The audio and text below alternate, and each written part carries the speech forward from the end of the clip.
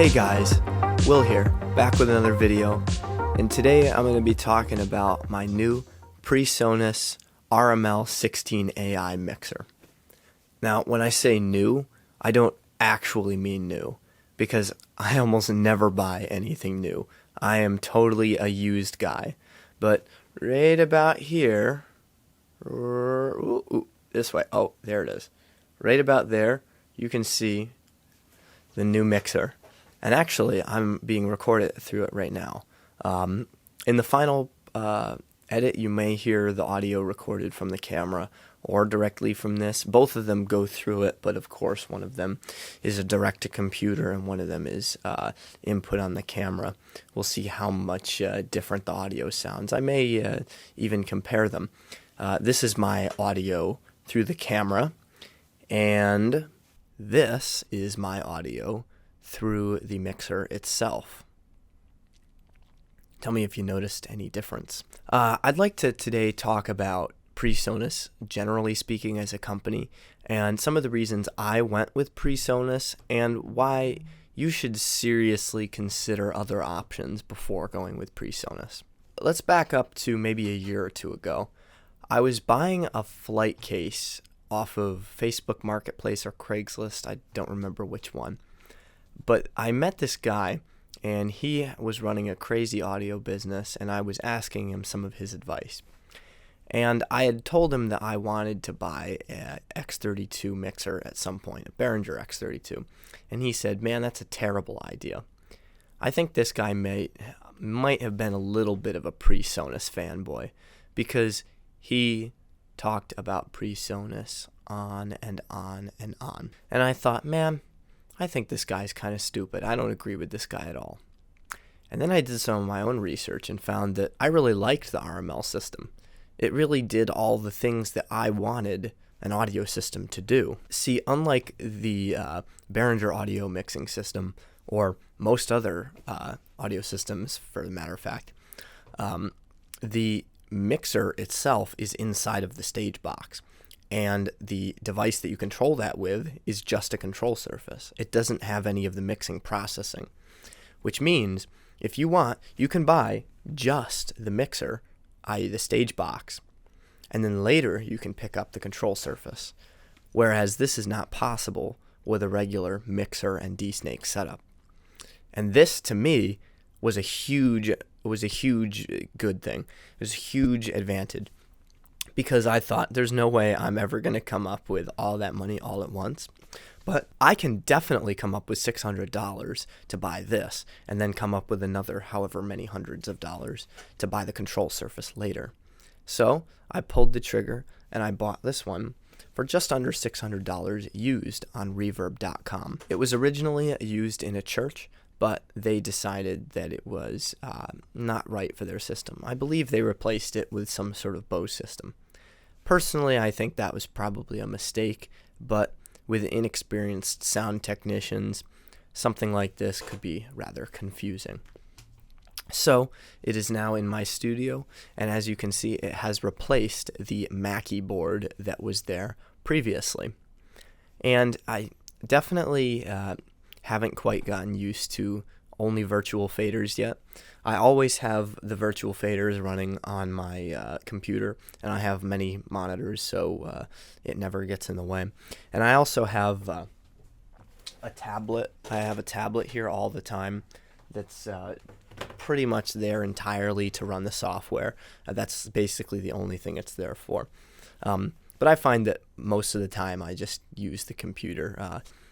I wish I had a touchscreen on my computer. That would be pretty awesome. But touchscreen desktop monitors are expensive and rather uncommon. So, anywho, I've been enjoying it. But there's some huge problems with Presonus boards, and I'm going to discuss them now. The first issue, and this is just a very overarching issue, but it's proprietary technology. And I don't mean proprietary necessarily in the sense that Presonus has their own connectors, but rather that it uses mostly proprietary Apple hardware, which is very frustrating for a PC user such as myself. Out for audio is Thunderbolt. Not Thunderbolt, Firewire. The problem is I didn't have Firewire on my computer, and my laptop still doesn't have Firewire. So I ended up having to install a Firewire card in my computer, which does work, but has a few little problems. Like sometimes it just doesn't work upon startup and you have to restart the computer, which is a pain. I wish it had USB. I would have appreciated that more. I also don't like that some of the functions within Universal Control are tied to Firewire, such as real-time analysis. That's a really useful feature to have, and I think most of the other board manufacturers have it built into the mixer itself rather than using outboard processing. So I think this is something Presonus could really work on. I don't know if they solved that in their Series 3 mixers. I'm going to guess probably the answer is yes, because the Series 3 mixers are a little bit higher end. But if I'm not right about that, that would be a huge disappointment. Some other little complaints about Presonus. Why do I have to sign into my Presonus account to download firmware? That's dumb. What am I going to do with the firmware if I don't have the device? Are you worried about me selling it to somebody? That doesn't make any sense. And you have to type in your serial number. And if your device is used, such as mine, it's already registered and it can't be registered again. That's dumb. Who is going to use this software? I understand that they don't want everybody getting multiple copies of Studio One, but the device firmware? Like, what if I have to perform an update for a client or something on their device and they don't have access to that account anymore? That's ridiculous. This needs to be free and available for anybody. I should not have to go looking for your software. Big nope on that. Another complaint I have is the poor networking capabilities. I know that AVB is, in my opinion, superior to something like AES50 on a Behringer console because it's a little more universal, but there are some problems. If you want to connect a RML device to a CS18 control surface and you want to have actual audio bridging, you need to get a AVB switch. You can't just connect them directly to each other. You need an AVB switch. And if you want to connect a router in with that, with the control surface, or if you want to connect another RML console, well, guess what? You're going to have to get an AVB switch. Now, I know what you're thinking. Switches aren't bad. You can buy a network switch for $20. Well, an AVB switch is $400. Why? Well, of course, because they have a monopoly on the technology. There's no reason an AVB switch needs to cost so much. It just happens that it does cost that much. So if I want to buy a CS18 control surface, I will have to buy an AVB switch, which I am very mad about. Also, I'm very disappointed that there is only one Ethernet output, or input I suppose, on the console. That's really frustrating, because on a Behringer you have two for AES50 and a separate one for control. I think this is ridiculous. I think we should have at least two. My final complaint relates specifically to the Universal Control software itself, and my complaint is this. Universal Control sucks. It's okay on the computer, and it sucks major butt on Android. Why would anybody want to use Universal Control over any of the number of other softwares that exist? The answer is because you have a Presonus board and you have no choice. Otherwise, you would use something else, because this software is terrible. I don't need to see the faders all the time. Sometimes I just want to see my EQ, or I just want to see my compression, or I just want to see a fader bank. And I don't want it to have so much darn latency. Latency is frustrating and can ruin a mix if you are in a high-stakes situation. This needs to be fixed immediately. And to think that this is the software they're using for all of their new Series 3 consoles, that's absolutely ridiculous. Presonus, you need to figure this out ASAP. Otherwise, I think you're going to be losing a lot of business.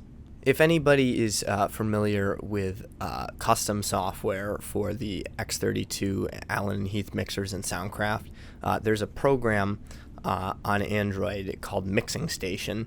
It's developed by a guy named David Giga.